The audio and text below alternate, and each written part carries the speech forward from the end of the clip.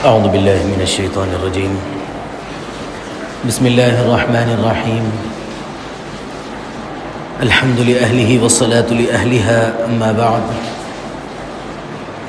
انتہائی واجب الاحترام، قابل صد احترام بزرگان دین، نوجوانان اہل سنت، السلام علیکم ورحمۃ اللہ وبرکاتہ.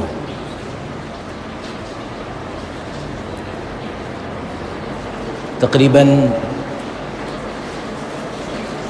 شعبان کا آدھا حصہ گزر چکا. اللہ رب العزت کا فضل و کرم اور اس کا احسان ہے کہ اس نے رمضان سے پہلے جو مقدمے کے طور پر یا تیاری کے طور پر ہم کو یہ مقدس رات نصیب فرمائی. خوش نصیب ہے وہ لوگ جن کو اللہ تعالیٰ نے عبادات کا موقع دیا، نوافل کے اہتمام کا اللہ نے موقع دیا. افسوس ان لوگوں پر ہے جو اس مقدس رات میں بھی عبادات سے محروم رہے ہیں، یا پھر ان کے احوال اس طرح رہے کہ وہ کسی بھی قسم کی عبادات کی توفیق سے بہرہور نہیں ہو سکے. اور افسوس ان گھر کے بڑوں اور ذمہ داروں پر بھی ہے کہ جنہوں نے اپنی اولاد پر نظر نہ رکھی، جس کی وجہ سے ان کی اولاد عبادات سے محروم رہی. ہم جانتے ہیں کہ بچے جو نوجوان طبقہ ہے وہ جذباتی ہوتا ہے، وہ کچھ خواہشات کے لیے ادھر ادھر بھٹکتا رہتا ہے. اگر اس کو بڑے صحیح راستہ دکھاتے، اگر بڑے ان بچوں کو مسجد کی طرف جوڑتے، تو وہ بچے اپنی جوانی کی قوت اور طاقت کے مطابق عبادات کرتے. بڑوں کے اندر تو وہ قوت نہیں ہوتی، عمر گزرتے گئے جیسا کمزوری بڑھتی رہتی ہے کہ جو آدمی جوانی کے اندر جتنی عبادات، جتنی ریاضتیں، جتنی جفاکشی کر سکتا ہے، وہ ڈھلتی عمر کے ساتھ اس کے لیے مشکل بلکہ ناممکن ہو جاتا ہے. لیکن وہی تندرستی کے دور میں جتنے عبادات کا معمول تھا، جتنی جفاکشی کا معمول تھا، اگر بڑھاپے کی کمزوری کی وجہ سے یا پھر بیماریوں کی وجہ سے یا کچھ تکلیف دہ احوال کی وجہ سے اگر وہ عبادات اس کو میسر نہ ہوتے ہوں، تو اللہ رب العزت تب بھی اس کو اجر و ثواب ضرور عنایت فرماتے ہیں. تو اس لیے جب ہمارے پاس طاقت و قوت ہو، عبادات میں لگ جانا چاہیے. ابھی بھی آپ دیکھیے کہ کتنے لوگ تھے جو گزشتہ اس مقدس رات کے اندر عبادت کرتے تھے، اور وہ اپنے مرحومین کے پاس جا کر سلام کرتے، ان پر فاتحہ پڑھ کے آتے. لیکن آج وقت ایسا بدلا کہ ان کے گھر والے ان کی قبر پر گئے ہیں، ان کو یہ رات نہیں ملی. وہ چاہ کر بھی نہیں پا سکتے تھے. وہ اپنی قوت اور طاقت، اپنی کسی بھی قسم کی طاقت کی بنیاد پر وہ اس چیز کو نہیں پا سکتے. جو لوگ پا رہے ہیں وہ خالص اللہ کے فضل و کرم اور اس کے احسان سے پا رہے ہیں. اللہ نے اس کی عمر میں درازگی فرمائی، اللہ نے اس کی لمبی عمر دی کہ وہ اس عبادات کی راتوں تک وہ پہنچ سکا. ورنہ کیسے ممکن تھا؟ اگر اللہ رب العزت اس کا وقت پہلے ختم کر دیتے تو کیسے ممکن تھا؟ جب آدمی اللہ کا شکر ادا کرتا ہے، اللہ کا احسان مانتا ہے، اور اللہ کی اس توفیق پر جو اللہ نے عبادات کی دی ہے، یا اللہ نے مسجد میں رہنے کی، بیٹھنے کی، یا فرائض کے اہتمام کی جو اللہ نے توفیق دی ہے، اس پر اگر آدمی شکر بجا لاتا ہے تو اللہ رب العزت اپنے فضل و کرم سے امید یہ ہے کہ اللہ رب العزت اس کو مزید توفیق عطا فرمائیں گے. سب سے بڑی چیز یہ ہے کہ اللہ نے عمر دی، صحت دی، اللہ نے ہم کو فریش نہیں بنایا، بستر پر اگر ہم پڑے ہوتے تو کس طرح آج مسجد میں بیٹھ کر ہم یہاں عبادت کر سکتے، ہم یہاں پر کیسے نوافل کا اہتمام کر سکتے تھے، کیسے فرائض کو باجماعت ادا کر سکتے تھے، لیکن اللہ نے ہاتھ پیر میں قوت دی ہے، طاقت دی ہے کہ آج ہم گھر سے نکل کر مسجد تک آئے ہیں۔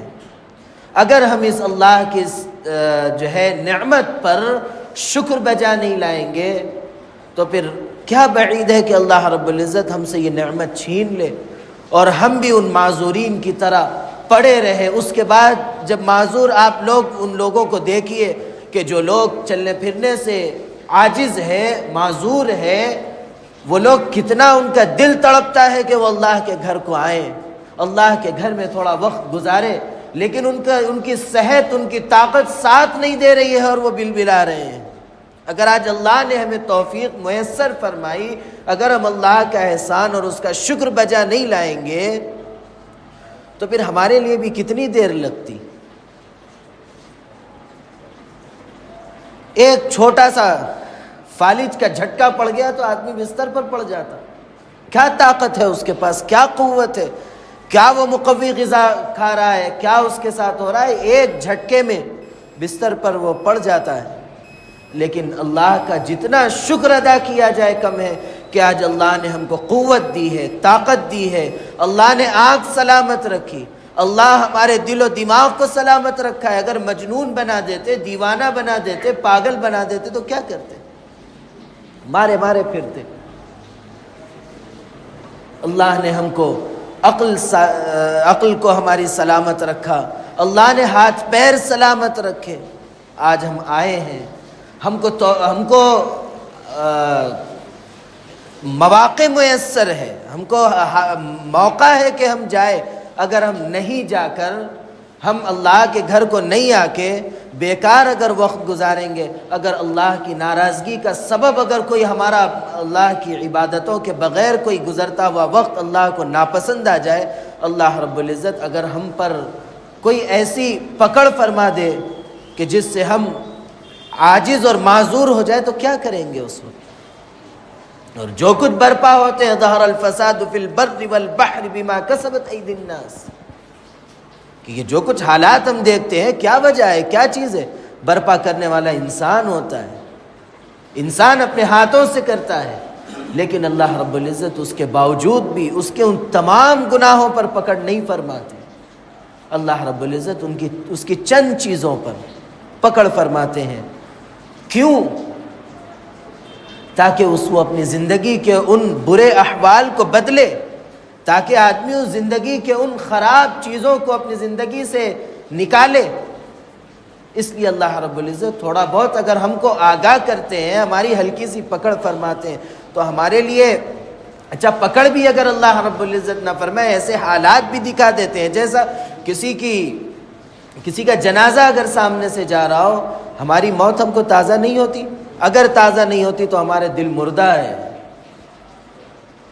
موت ہر شخص کو آنی ہے، آج نہیں تو کل ہر شخص کو اس دنیا کو چھوڑ کر جانا ہے۔ کوئی اپنے بڑوں کو چھوڑ کر رخصت ہو جاتا ہے، کوئی اپنے چھوٹوں کو چھوڑ کر رخصت ہو جاتا ہے۔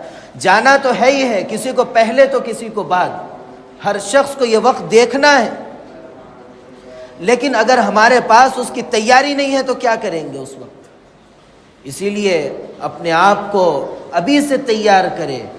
ایک رات صرف ہم کو احساس دلانے کے لیے سمجھیے کہ ایک رات ہم کو ملی عبادت کے لیے، ہم کیا کریں؟ کرے نہیں کرے؟ اگر کر لیے تو اللہ کا احسان ہے، نہیں کرے تو اللہ ہم سب کو معاف فرمائے۔ اور ظاہر سی بات ہے کہ ہم اس کا حق ادا ہرگز ہرگز ہرگز نہیں کر سکے جو اس کا حق تھا۔